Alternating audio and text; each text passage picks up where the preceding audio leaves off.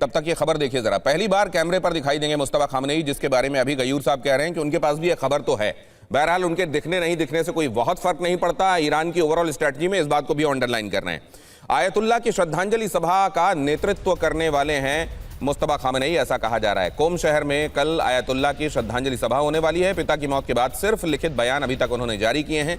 उनकी तबीयत को लेकर, वो कितने घायल हुए थे 28 तारीख को हुए हमले में, कितनी उनको चोटें आई थीं, इसको लेकर अलग अलग तरह की खबरें अलग अलग वक्त पर आती रही हैं। लेकिन अब ये खबर आ रही है कि मुस्तफा खामनेई को देखा जाएगा शनिवार को, तब जबकि वो अपने पिता को श्रद्धांजलि देने के लिए कोम में मौजूद होंगे। कोम में ही उनकी पढ़ाई लिखाई भी हुई है, कोम में ही मदरसे से उन्होंने शिक्षा प्राप्त की थी, और ये जिसका अपने आप में बहुत बड़ा सिग्निफिकेंस है जिस शहर का, वहाँ पर मुस्तफा खामनेई का तब देखा जाना जब उनके पिता को श्रद्धांजलि देने के लिए लोग जुटे होंगे, इसका अपने आप में बहुत बड़ा इंपॉर्टेंस है। आयतुल्लाह खामनेई की अंतिम विदाई में नहीं दिखे थे मुस्तफा, और अब श्रद्धांजलि के समय वो आ रहे हैं, ऐसा कहा जा रहा है। तस्नीम न्यूज़ एजेंसी के हवाले से ये खबर है।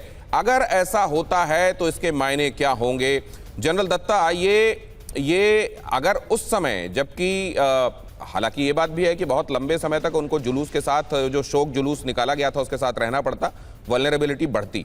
यहाँ पे लिमिटेड समय के लिए अपीयरेंस हो सकता है श्रद्धांजलि सभा में, उस हिसाब से खतरा कम होगा, तो हो सकता है कि ये करें वो। लेकिन इस समय ऐसा किया जाना, इसके निहितार्थ क्या होंगे? देखिए Dinesh, physical appearance of Mustafa Khamenei इस समय कोई खास अहमियत नहीं रखती।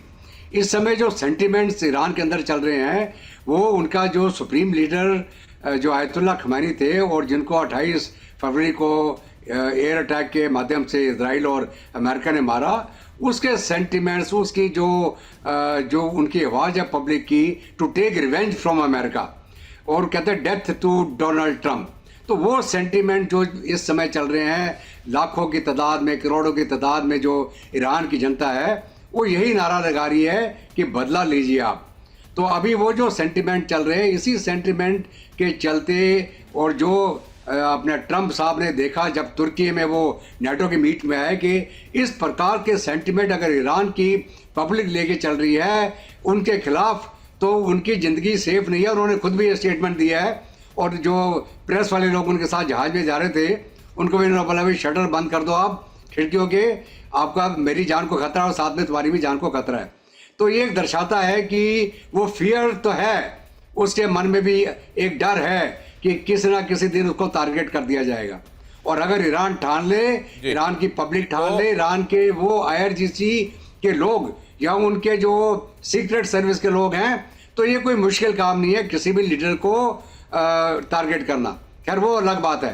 लेकिन अभी जहाँ तक सवाल है सीज फायर का, ये सीज फायर का उल्लंघन हो जाना, जो 14 मुद्दे जिस पॉइंट के ऊपर MOU हुआ था, उसके अंदर ही लिखा गया है कि जो मूवमेंट होगा स्टेट ऑफ हॉर्मुज में, वो ईरान के माध्यम से होगा।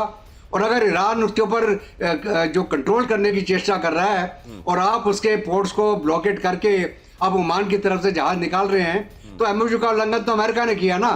अभी उन्होंने अगर नॉन लीथल वेपन से स्ट्राइक किए जो जहाज थे, उसके बरखिलाफ इन्होंने सर ये एक महत्वपूर्ण बात आप कह रहे हैं। यहां पर उसके बाद सैकड़ों जगहों को टारगेट करके उसको निशाना बनाया गया। क्या ये जो रिटेलिएशन था, एक तो वहां बहाना तलाशा गया, आपने कहा कि MOU का उल्लंघन ईरान की तरफ से नहीं हुआ है, वो तो अमेरिका ने खुद किया है, अमेरिका की बात पर चलने वाले देशों ने किया है। अगर ऐसा वाकई हुआ है तो क्या अमेरिका की तरफ से ये जो है ये रिटेलिएशन आउट ऑफ प्रोपोर्शन है क्या? और उनके दिमाग में हमेशा न्यूक्लियर चलता रहता है और वो किसी भी तरीके से इसको इरेडिकेट करना चाहते हैं, समाप्त करना चाहते हैं, ये बात सतह पर सामने आ गई है क्या? प्रोफेसर अमिताभ, ये सवाल लेकर आपके पास आने वाला हूं, लेकिन उससे पहले मुस्तफा के आने से पहले कोम में हाई अलर्ट, कोम में एंटी एयरक्राफ्ट सिस्टम की तैनाती की गई है। यहां निगरानी ड्रोन से भी निगाह रखी जाएगी। IRGC ने कोम में नाकेबंदी बढ़ा दी है। इस तरह की निगरानी और ये सलाहियत, ये जो बरती जा रही है, जो एहतियात बरती जा रही है, जो सलाहियत के साथ काम किया जा रहा है, इसमें ये दिखाई देता है कि ये जो मुस्तफा के सामने आने की बातें हैं, ये केवल बातें नहीं हैं, वाकई ऐसा हो सकता है। मुस्तफा की ये पहली पब्लिक एंट्री होगी 28 फरवरी के बाद से। यहां मुस्तफा की अगर पहली पब्लिक एंट्री होती है तो अली खामनेई की शोक सभा में जब वो अपीयर करेंगे, तो इसके मायने कुछ लोग तो, और कई एक्सपर्ट्स भी जिसमें जनरल दत्ता भी शामिल हैं, उनका कहना यह है कि एक तरीके से ये सिंबॉलिक होगा, लेकिन उसके बियॉन्ड इसका कोई बहुत बड़ा मतलब नहीं निकाला जाना चाहिए।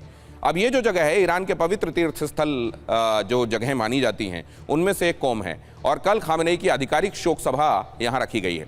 ईरानी मीडिया का दावा है कि पिता की शोक सभा में शामिल होने वाले हैं मुस्तफा अगर कोम पहुंचे तो ये एक बड़ा राजनीतिक संदेश होगा, बहुत सारे लोग ये भी मानते हैं। कोम शिया समुदाय का सबसे बड़ा धार्मिक केंद्र माना जाता है, यहां का संदेश पूरे शिया जगत तक पहुंचता है।